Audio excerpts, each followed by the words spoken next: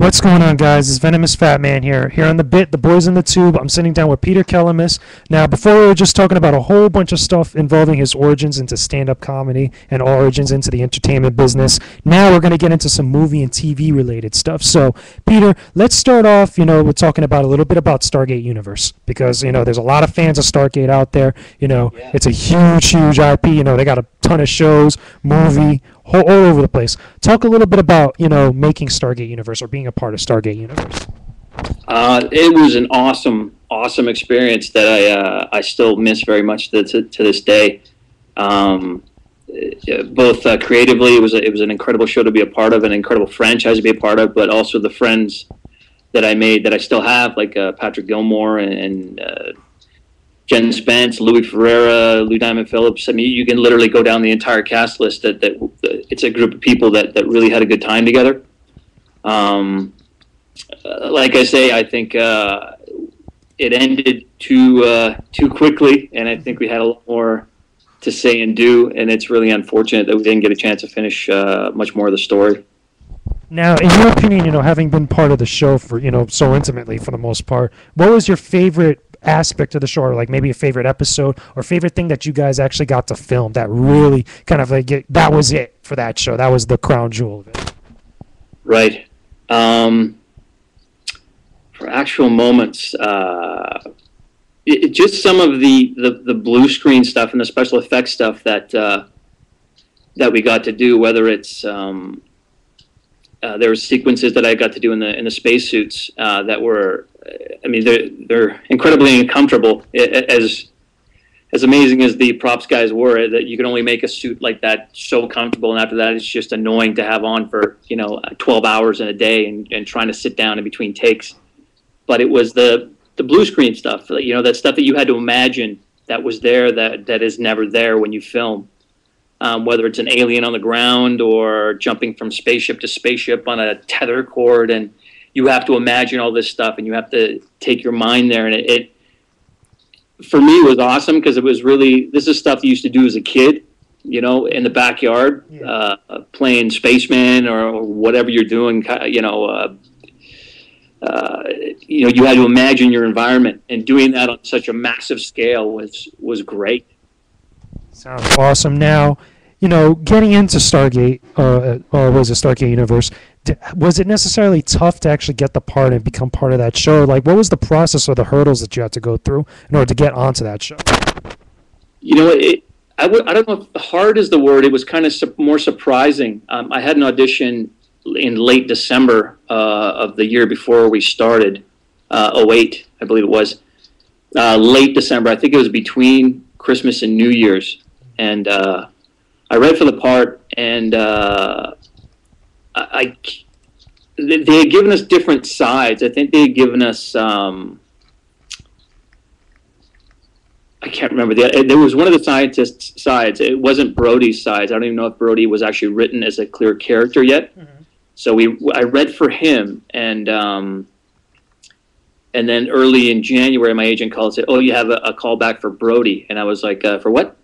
And I had no idea what she was talking about. She goes, "Oh, remember the SGU?" And I was like, "Oh, right. Yeah. Okay, so that's the character. Okay. So then I went back in, read for it, for Andy Makita, and I believe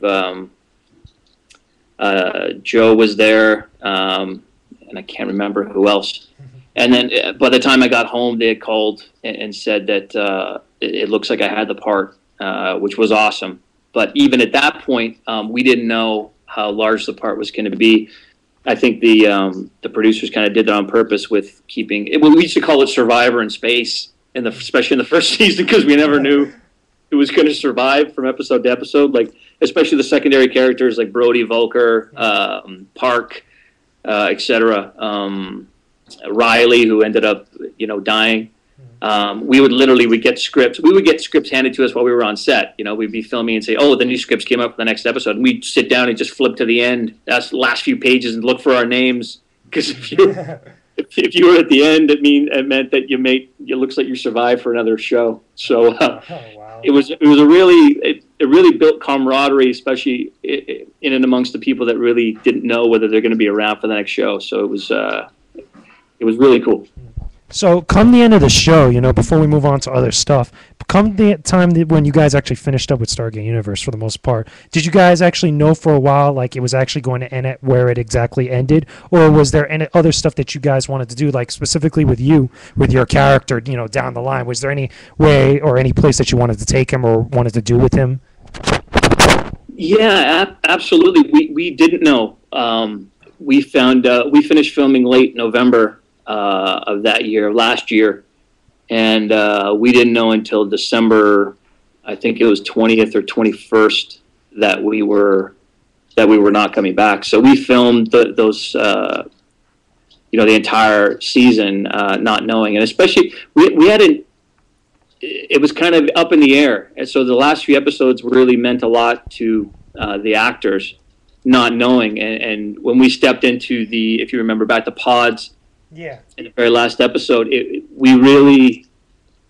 think the emotion was more real than usual. That we really didn't know if we were ever going to step out of them again. And I mean, for right now, we're not. And who knows? Stranger things have happened with shows returning. So it's kind of like a never say never thing. But as of right now, that seems to be a kind of a poetic ending, an unfortunate poetic ending to the series. Unfortunate and poetic as it might have been, were you ultimately satisfied the way that it all ended? No. Yeah, do you mean story-wise or just... Any way, story-wise or behind the scenes, either way, just, was it ultimately satisfying somewhere for the way that it had ended, even though it was unexpected? Right. We had been given ideas of where the show was going to go and where it may have ended, and we were blown away by where they were going to take it. It was a really, really neat kind of finale to things, and we were really looking forward to completing that over the next 2 to possibly 3 years. I think the producers originally had a 5-year arc in mind, and of course possibly going longer than that if things went well. But we were kind of told what that five-year storyline was, and it was really, really cool. And when we got out of the pods, where we were going to end up and how things were going to be when we got out, we were really looking forward to. And it's not happy that it ended. And behind the scenes, I mean, a lot's been said as to why we were canceled, and you could debate the reasons why, but ultimately we're not around, and I think it's really too bad. Now, what's obviously Stargate obviously has a bunch of other shows. You got Stargate Atlantis, you got SG-1. Right. And did you have any sort of influence on any of the other shows, or any sort of input, or were you involved with any of the other shows? I guest starred on SG-1 twice in 2 different roles. So one of them I was encased in kind of alien makeup, so I wasn't really recognizable, but the other one I was. And I played a character, Dave. I was going to say Dave Benton. I can't remember. The name escapes you. Sorry, Dr. Langdon. Yeah. Dave Langdon. And I actually had that question posed to me once, because at the end of that SG-1 episode, I was kind of a whistleblower to kind of government conspirators and bad guys, if you will. And at the end of the episode, it was implied, and I was told that I was going to be sent off-world for my own safety and given a new identity. And I actually had that question by an SGU fan saying, is Brody Dr. Langdon from SG-1? And I actually had to stop and think about it, and I thought, well, that was kind of a cool way to think about it. And who knows, maybe he was. That'd be pretty cool. That'd be interesting to actually see that happen. So, moving away from Stargate for a minute, okay? Obviously, you've been involved with, a couple different films here and there. Right. I didn't know until I looked it up you were involved with Happy Gilmore, which I thought was pretty cool. Right. Dr. Dolittle 3 was pretty awesome. But also you had a bunch of other cool TV shows, which, a lot, I'm pretty sure plenty of people have seen, the X-Files. You were involved with a couple episodes with them. Out of all the different things that you've done, because you've got a huge resume. I know a couple people now are seeing the resume in front of us, from your website, by the way. Go check out his website. What was probably your most interesting, or one that, really stuck with you, besides Stargate, obviously, having been involved with it for so long? What about any of your other projects that, you were really involved with, or that you were a part of, that stuck out to you? I've had the opportunity to work with some really cool people, and a lot of times in a very surprising way. One really cool one was my agent called and said, "Oh, there's this Angelina Jolie movie that's filming in town." I'm like, "Oh, okay." And he goes, "So they saw your tape, and they just want to book you off of tape." So I never read for it, and I really didn't know what was happening or if I was even going to have any scenes with her. And then I show up, and then there she is. And so I got, worked with Angelina Jolie for 5 days. That's awesome. On a film called Life or Something Like It. And it was just quick because it was literally, I think I had a day or two notice, and boom, there I was, and there she is on set, and you're on this, big budget film, and it's just really cool. A lot of times you just get caught off guard by who you get to work with and the cool opportunities that you get. One of my coolest ones was, years ago, it was a television commercial for Chevy vans, and but it was starring Bobby Orr. And I don't know if you're a hockey fan, but if you are a hockey fan, you would recognize that he's a Hall of Famer, Boston Bruins defenseman, one of the best players of all time. And I had worked with the director before, so I went in for the audition, and I did it. And he goes, "Oh yeah, don't worry, so you got it." And I was like, "Really?" And then I showed up on set, and I had brought like a hockey card or two, and then there's a famous shot of when he scored a Stanley Cup winning goal when he's flying through the air. That score a goalie scored against St. Louis Blues.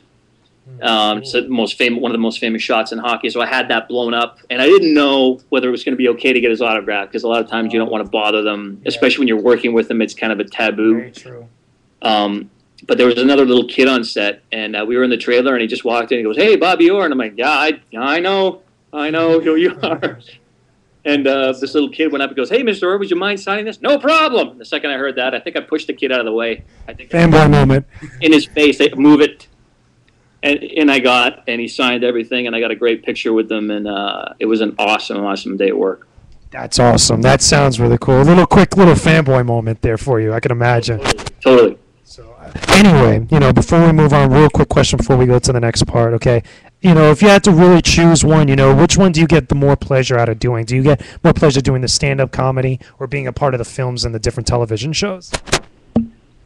It's weird. If you would ask me, maybe 10 years ago, I would have said that, I maybe would have said stand-up, but I think now I'm focusing more on film and television work, and I'm getting a lot of gratification out of that.